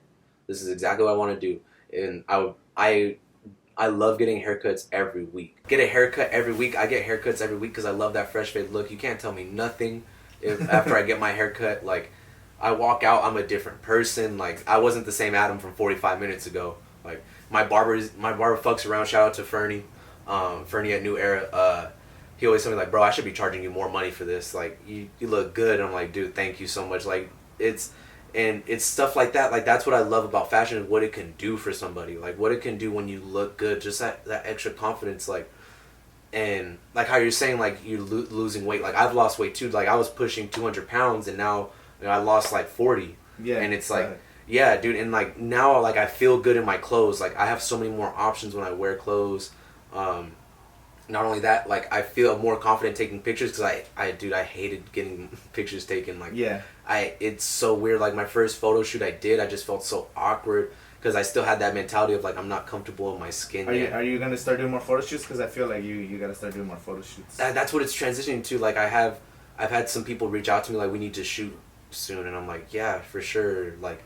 I'm down. I know, we should have shot on Saturday. Like that was a misunderstanding because we didn't know you wanted us to do shoots. And that's the thing is I thought I communicated We would have posted you guys like badass and, like with the rocks or doing something. And we were also on limited time. Like and it got hot too. It got fucking hot. Like I don't think I was like let's get the fuck out of here. Like it's fucking hot. I'm sweating through this shit. Like, but it's fine. Like, that's the stuff that just happens, though. Like, not everything's gonna be perfect. But it came out really good. Yeah. The screenshots I sent you are fucking fire. Like, yeah. when I was editing the video, or I had the raw files, yeah. and that shit, like, I since they were doing all the slow-mo, like, slow walking, the camera was able to pick up some good-ass quality, so I just screenshotted it and I sent it to you guys. Yeah, so we made, like, that's why I said, like, let's make lemonade of the situation. Like, let's come up with solutions. And they came out fire. Yeah. And I love working with you guys, too. That's why I was like, okay, I didn't get the photos, that's fine. Like, because I know you guys, like, recorded, like, individually, like, the outfits, each person. I'm like, okay, just send me that, like, edit that footage, and then I'll just post it as a video then. Yeah. Like, let's just work with what we have. And, like, and then now we know mentally, subconsciously, like, the next shoot we do, make sure we, actually get stills and stuff. Because, because I'm sure I've seen your Instagram layout, like, how you have it styled. That's how I wanted mine styled, of, like, still photo, video, still photo. Yeah. For that row. And then, like, so you get what I'm saying? Like, have a theme. I know, the themes. And I thought I communicated it, but sometimes, like, I know I talk a lot, but sometimes I think I say things and I don't say them, and it's like, oh, fuck, I thought I said it. So you have a theme right now? That's what you're going for? Oh, how I have it is, like, the middle row is going to be, like, a different pose or a different look. Like, just something to contrast the outside. And what's that two outside ones? The two outsides are just my outfit post. Oh, like, okay. How I have the post where I don't have my face in it. The middle ones, I might have my face in it, might not. Who knows? Right now, the chrysalis is in the center. I have, like, another outfit post. Like, and... one of my posts, I have it from, like, the phone was down up, and I love that picture, and I love to have that in the center. And that's another thing of, like, the creatives are always going to create. Think of something new. Think of a pose nobody's doing. So that was the whole thought process behind the Adam pose. You should do a whole row of Adam pose, like a whole vertical row. I have a whole memory of it, but yeah. It'll be every third picture will be an Adam pose. So right now on my feed I have a red. I saw that. Yeah, that's dope. So every 3 photos, like, actually my next post has to be a red one. Yeah. So I just decided to just do that because back then when I was doing movies, I had a whole theme. So it was a picture of movie, not a movie. A movie, not a movie. So it created like a checkers, like fucking it just jumped back and forth. It looked so sick. But then I went away from the movies and I just decided to the potential you have with that Instagram layout, like how to style it how you want. Like, I even had the idea of, like, okay, these 2 rows are going to be the same outfit. These 2 rows are going to be the same outfit. These 2 rows, like, have it, like, going like a downward thing to where every 2 rows it's going to be like that. Yeah. But it didn't work out like that. Cool idea. A lot of work. The three in a row? Yeah. It's hard. It's so fucking hard. It's hard, and, like, sometimes you don't even want to post because you're like, I'm going to fuck up that 3 in a row shit. Yeah. Like, I don't like that 3 in a row. Like, sometimes I have to take out a post. Sometimes I'll archive a post. I had to archive a post to get that 3 in a row. Yeah, I wanted it. I have that on my photography page, the best of Indio one. Mm-hmm. But to be honest, I rather do, like, individually. Yeah, it just looks nice when you have the 3 things. But it's like likes don't matter. I think you gotta think about it long term. Yeah. So an individual post likes shouldn't matter that much. Like, as long as the content is good, then you move on to the next project. The content is good, and then just keep. If you guys want to see a crazy fucking layout, go to fucking Fendi's Instagram. They have that shit color coordinated. They have it, like, this whole, like, 3 rows is a whole color theme. The next 3 rows, whole color theme. I noticed when I was looking at themes back when I was doing movies, fucking the Kardashians, like, Kim Kardashian does that shit all the time. She'd have, like, not Kim Kardashian, somebody she hired. Oh, yeah, her fucking... Shout out to that person that we don't know. Her Instagram guy. That probably doesn't get paid enough. 4 rows of, like, a certain, like, color, like maybe her wearing black or her wearing whatever, and then the next one, so it'll be like 4 rows of blues and then like 4 rows of purples, like, but she does it progressively over maybe like a whole week or a whole month, like it's a whole theme. And so that's kind of like boom. They're able to do that, like how you're saying, there's not really much stock in an individual, like, it's like attracting people to your main page and, like, them seeing the content. Yeah. But, like, at the same time, she gets, best of both worlds, because she'll get 1 million likes on that individual post, and then she's going to have people go to her main page and see everything. Well, I mean, we're talking about one of the most followed persons, so that's not even a good it's not even a real good comparison, but I'm just saying, like, sometimes it's discouraging to, like, because you want to get those likes, like, you want to get those shared. Like, it shows me how many people share my post or bookmark it, which I wish it showed who did it. Oh, that's I wish I get shares and I'm like, who the fuck sharing my shit? Always 11 people, or it gets shared 11 times, and I'm like, okay, who is this? Maybe I see person, 2 of the shares because they tag me or something, but no, it's just don't focus on individual. That's the one thing I've been learning, because I've been trying to create content for a while. It's just like, like even for my YouTube video, one of them will blow up, and the next one might not get that many views. And then the next one might do okay. Then the next one does good, and the next one sucks, and the next one sucks. Like it doesn't matter as long as it's a good track record, and you keep getting better and creating. I'm the most critical person. Like I evaluate everything I do with myself. Like I'm not even sure if the term self-deprecating is right, but like I critique myself so much, like. So when people say or like try to throw hate, like it doesn't really faze me that much because it's like you're not gonna be able to tell me something I haven't already told myself. Yeah. Like, oh, you could say, oh, you look, certain like for the video, oh, you were walking funny, bro. I was walking funny so many times. I've already made fun of myself 20 times in my head. Like when someone criticizes you, like you said, but we are our worst critics. Like everybody hates on themselves. It's weird. Like I have so many negative thoughts sometimes, and like going back to Gary Vee, sometimes when I really feel like, man, or I know I'm in the right direction or I feel stuck, I go watch one of his videos, boom, I get fucking that motivation I need. It's crazy. I don't know why. Like it's just something, not just Gary Vee, but just motivational videos in general. Yeah. Like sometimes we need that stuff because we are criticizing our everything before we even post. Like you were saying, fuck, people are gonna talk shit, people are gonna say this, but it doesn't really matter. Like fuck it. Yeah, just do it. And the one thing, that's why in my posts, majority of them, I don't put my face in it because I want people to pay attention to the outfit, for one. That's the main thing. I didn't notice you do that creative style where your face is away from, so the main focus of the the main focus is the outfit. But two is like, in my head, I'm fucking ugly. Like I don't want to. I don't know how to pose. I'll just be like just blank face, and I'm like, ain't nobody want to see that shit. Let me just prop my fucking face out. Pay attention to the outfit. That's what I want you to look at anyway. Like I'm not trying to be a model, but people are hitting me up to model, so it's like, okay, well, I guess I'll put my face in it more. Well, you could try to take advantage of these opportunities, whether it's photographers hitting you up to do photo shoots or maybe a modeling, whatever. Yeah. Because it's not only for help you pose or whatever, but you can make more connections through there. Yeah. Like you might meet another model who knows this person who might hit you up like, oh, we're looking for a stylist for this, or you never know where. And this is one thing I've learned: not to turn down an opportunity, because you never know what's going to come from an opportunity. You never know, and it's like kind of that yes man mentality of you say yes to everything, so you know what to say no to. I gotta show you some shit that I can't talk about for the next 6 months. I had to sign a non-disclosure agreement. I'll show you after, but man, it's like some crazy opportunities been popping for me and Gato recently. That's why we went to Vegas. We haven't. I wanted to ask, but I was like, you know what? They'll tell me. I'll tell you after. But dude, like literally for the Stagecoach weekend, I was at work and I was coming back from 29 Palms, and my aunt hit me up and she's like, hey, do you mind driving around my boss's son for Stagecoach? And I was like, I'm tired. Like, can you pick him up and pick him up on Saturday? Take him and pick him up on Saturday. And I don't know if he's going to go to that Neon Carnival thing. You could talk with him, but he's going to pay you. I'm like, okay, fine. You got me at money. I need money. Yeah. And then to find out, like, I'm not going to say names of who was in the group, but I found out, I like picked them up, and when I found out who was in the group, I'm like, oh, fuck. Like, I'm chilling with NFL football players, like all Pro Bowl players, and like, they're paying me to hang out, bro. Like, I'm looking around and like, I had Max and Arturo help me out with driving, and Darren helped me out with driving. Shout out to Max, happy birthday. Because it was his birthday weekend, and I had him help out because his favorite player was a part of the group, so I snuck him in to drive. And it's like, dude, and like my friends, I always tell them like the shit that I do. Allegedly, because I signed an NDA too. Allegedly, I mean, if I did say, they don't believe me anyway.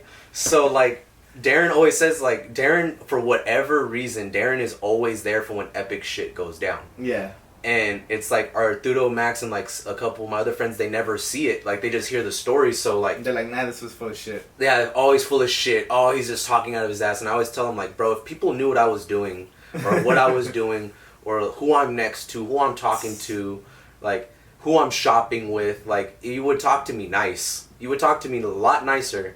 But I can't. It's in due time. It's in due time, but like, and then like, so after they did all that, like, Max calls me on the phone. He's like, dude, I cannot believe, like, that I drove so and so, and I'm like, yeah, dude, like, and I'm cool with that person now. Like, we text each other. That's like crazy. I'm in a group chat with them. Like, we talk. Like, they know my name. That's badass. And it's like, dude, I'm cool with them. It's like some of the stuff that I do, and that was another thing Darren talked about. Is like, I need to start vlogging because I'm a live in the moment type of guy. Like, it's in my bio, but I live by this. Like, if you live in the moment, it'll never pass you by. Like, if you're always just present, you never know what you're. If you're just so focused on being on your phone, which I'm always on my phone, but I still manage to live in the moment when shit's going down.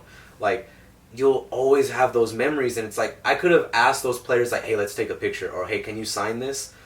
Do I want an autograph, or would I rather take shots? Yeah. Would I rather build a connection? Would I rather build a friendship? Would I rather have this moment that nobody could ever have, like partying with these people and kicking it with them and having them inside my car, like they were sitting in my fucking car, dude. Like I don't even want to. I haven't washed my car because I don't even want. Like they're chilling, but they're normal people, and it's like. That's why when celebrities and shit, it's all normal people. You treat them like they're normal people. Yeah. You treat them like you're their homie. And it's like they love that because so many times it's like they get asked like, oh, can we take a picture? Oh, let's get a selfie. Or, oh, let's do this. And it's like, then you start treating them like they're not a person. Then they start treating you different. I forgot, I don't know who it was. It was some celebrity, maybe on Joe Rogan's podcast or somewhere on YouTube. I saw this thing where he said, back then people were like, oh, can I have your autograph? And now it's like, can I have a selfie? He's like, sometimes like people don't even want to like meet you. They just want it for the clout. Like, I would rather have somebody like, oh, nice to meet you, shake your hand, like, oh, thank you for inspiring me or whatever, and then walking away. Like, you don't need that photo. Like, you want the photo so people are like, oh, I was next to this fucking celebrity. So you get some sort of validation. It's stupid. I have so many moments with people. Like, I've had me and my cousin, shout out my cousin Tyler, my first Coachella, we had Josh Hutcherson and Yvonne Hohia. We gave them a ride home. Yvonne Hohia, you remember that show, Victorious? Yeah, he was the guy with the long hair, like the dude that all the girls had a crush on. Yeah. And Josh Hutcherson from Hunger Games. We had him in my cousin's 97 Acura Integra, and we gave him a ride. We're all crammed in, my ex and her cousin, all crammed in the car, and gave him a ride to their place in Lake La Quinta because they were stranded. This is before Uber. This was in 2012. Yeah. And they didn't want to. We couldn't find them a taxi, so we gave them a ride home. 97 Integra with no radio, barely had AC. We're all lapped it. It seats 2 people comfortably, and there's like 6 of us in there. Fuck. Like those moments, bro, that you just like. If we would just ask them for a picture, they probably would have just took a picture and left. Yeah. But since we talked to them like they're normal people, they decided to kick it with us. Mm-hmm. And I have so many moments like that, and that's why I'm such a live in the moment type of person, and never say no to an opportunity. If there's anything I could tell you guys, like. You never know what's going to come from opportunity. So just say yes. Don't expect anything. Like don't go in there like, oh, I hope they pay me for my 6 hours. Don't go in there trying to for personal gain. Like even though in the short term, it's about people going in there with the short term mentality. Oh, I hope I get paid those $60 or whatever. Yeah. Like, bro, like not getting paid those $60, but having the opportunity to meet these people or be in that room with those people. Like just you said, get in the room. Boom, bro. That's just like. And I told Arturo like my whole faking the resume. Like, okay, yeah, faking it got me the interview, but my talent, my work ethic, my drive kept me here. They're gonna pay attention to that. That's what kept me here. Like they knew I was full of shit. They knew right away I didn't go to fucking film. Yeah. But I work harder than everybody else. Like in the group chat, they're like, "Hey, I need to know like what your more expertise is, or men's fashion, women's fashion, and like your hours." I was like, honestly, these are my hours, and I'll do whatever you tell me. And it's like that's value. Just like. Who would I be if I'm just fucking Joe Blow? I'm Adam Anthony from Palm Springs, the Valley, and I'm working with these people, and I tell them like, oh, I only do men's fashion. Mm-hmm. Like, bro, who the fuck are you? Exactly. Like, no, you'll do whatever we tell you to do. Exactly. And you're gonna do it when it needs to be done, and if you really want this job. And I got to the point to where it's like, okay, do I keep interning, or these opportunities came up for this video, and other opportunities will come up, or do I just focus on my own content and just build what I have here? And this is untapped area. There's so many creatives. There's so many people that want to do photo shoots. There's so many things we could just collaborate with. It's like, dude, I'd rather just build something. Yeah. Do you want to just be another fish in a fucking ocean, or do you want to be a big fish in a small pond and create something and establish something that's here, that's yours? That's kind of what I'm trying to do with the podcast and the local vlogs, like Yeah. the mariachi festival, this and that. I want to create some shit on this side of the valley. Like, I'm tired of the whole Palm Springs. I'm tired of like, I have to make a post and tag Palm Springs because I'm gonna get more shit. Like, no, it's Indio. Like, I'm in Indio. Like, maybe you're from La Quinta, you're from Ponte, whatever. Wherever you're from, Coachella, Thermal. Like, I want to represent where I'm from. That's why, like, even yesterday I went to a festival. I was wearing my Indio hat and I made a vlog the whole time, like hashtag Indio. Fucking, I'm always about Indio. Like, I don't care. Hardly like, home, but always repping. Yeah, and it's not like Indio's not a good place. Like, it's the home of Coachella, bro. Like, why are you rapping Palm Springs? And then you see, like, all your influencers that you guys follow, they put Indio as a location, or Coachella as a location. It pisses me off that the locals, they're trying to, like, I don't want to take photos. I'm not going to front. I put Palm Springs a couple times, too. But that was because I'm still learning, like, I've recently gained that knowledge of, like, let me just make this popping. Like, if you... Create it where you're at. Create it where you're at, like, because that's going to show your true power. Like, if you can get it popping where you're at, then that shows you're truly, like, you're meant for this. You really are the one that's supposed to make it. Versus, I'm going to go to LA and I'm going to try to just be another one. Mm-hmm. It's like, no, like how we say, like, no matter what, like, my little crew, like, they know, like, no, if you're kicking it with us, you're going to have a good time. Yeah. And we're going to have a good time. We'll make the most of wherever we're at. Like, inside jokes, fucking dance circles, whatever. Like, we'll get it popping wherever we're at. The more people you involve, whatever, it could be partying, just hanging out, could be creating stuff. The more people that are involved, the better the content, the better time you're gonna have. Like, that's the thing I've noticed. Like, when I do vlogs, I don't do daily vlogs because sometimes I don't hang out with people. And that's a lot of fucking work. It's not even that, it's just work. I could do it. Like, I could do it, but no one really cares about me. Like, I don't want to just make a vlog about my day. Like, I care about you. Oh, thank you. Like, there's, of course, like, the big bloggers, that's all they do. But, like, right now, I want to bring value. So, I vlog when I go to community events so I could, like, show what the event was like. The Coachella vlogs or whatever. It's like, this is how Coachella's like. And I don't make it all about, I'm here fucking getting coffee. I'm here, like, I'm showing you, like, like, cool, your day-to-day. Yeah, this is the event. Like, I'm showing the event. I'm bringing you value. If you couldn't make it to the event, this is how kind of what it was like. Here's a time-lapse of this. Here's this artist performing. I might not even show the song. Because sometimes I got flagged for, like, copyright because I played like concert footage, some of it, like my Kanye video for Sunday service, that one got flagged in the U.S. Oh, really? The United States, it got flagged because he's trying to hide, like, the new songs and shit. Oh, the water And, like, some other shit, so you're not allowed to watch it in the United States, but... And that's another thing I hate. Go back to haters, bro. There's always this one fucking girl that hates on everything, and I've had to unfollow. But, like, it's so negative, like... She put, like, or she put, and all kinds of people retweeting, like, oh, I bet all the people that went to Sunday service went just so they could say they went to Sunday service. And then I'm like, isn't that why anybody does fucking anything? Like, why go to Coachella then? Like, why go to, like, the events that you go to? Why go if you can't say that you went? Like, you went to get the experience. You went to see what it is. You're doing something. You're doing it for the experience. You're doing it for the experience. Like, if that's the case, then you should have just stayed home. Don't ever leave your house. Don't ever go to the store because, what, you said you went to the store? Like, it's exactly. It's that weird mentality. Like, people got to realize, like, if you don't free your mind, it ends up becoming a cage. And you're going to cage yourself to this negative mentality. You're going to crutch yourself. Everything you see is going to be negative. Everything you see, any conversation, you're always thinking the negative thing first. Mm-hmm. You're always, like, pessimistic about everything. And I know, like, even some family members or, like, people that I know, friends, like, they always point out the negative. The first thing they do is negative. And then maybe they change it out later on, but it's always first negative. It's, and that mental shit, like, god damn it. I'm choking. I'm running 2 hours of sleep. I want to sleep at 6 a.m. Oh, shit. I know, that was us on Sunday. I edited the vlog from last night. It's already up on YouTube. Oh, it is? Yeah.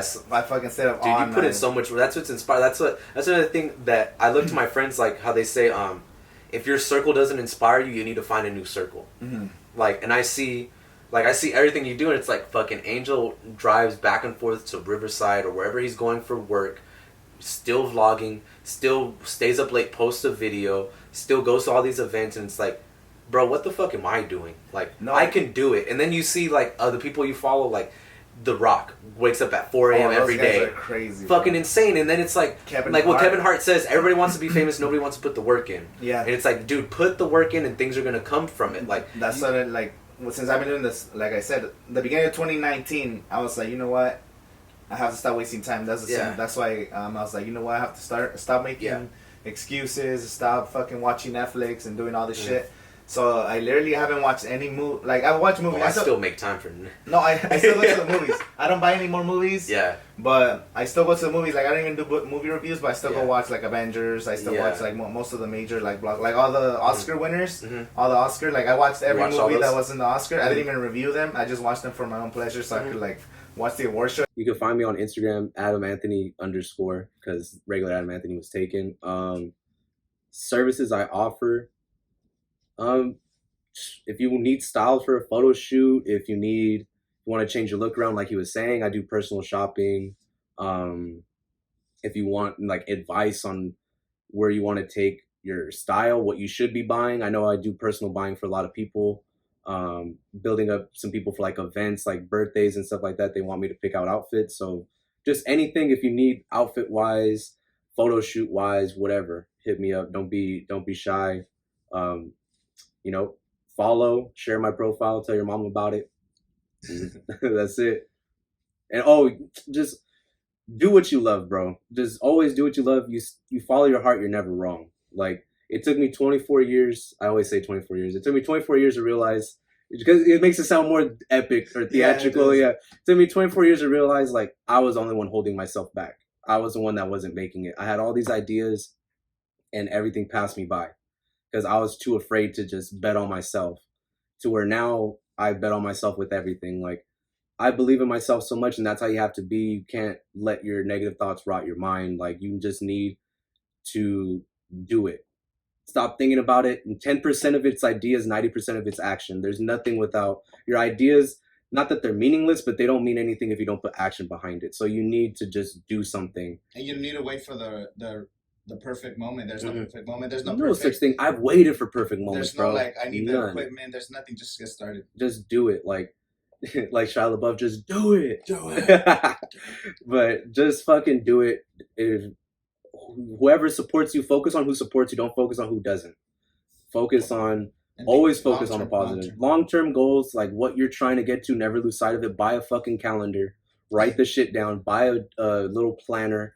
Just always focus on the positive. Life's what you make it. Fuck whatever anybody tells you. Anybody tells you anything negative. If you feel any sort of negativeness, just detach yourself. You don't even have to tell that person nothing. Just slowly detach yourself from it and watch how different your life changes. Never turn down an opportunity. You never know what's going to come from it.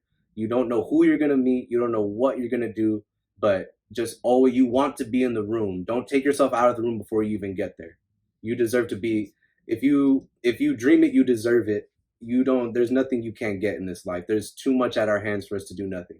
Thank you guys for watching this episode. If you haven't already, subscribe and like this video. And if you're listening on iTunes or Spotify, give it a 5-star rating and leave a little review. It will help us out a lot. Again,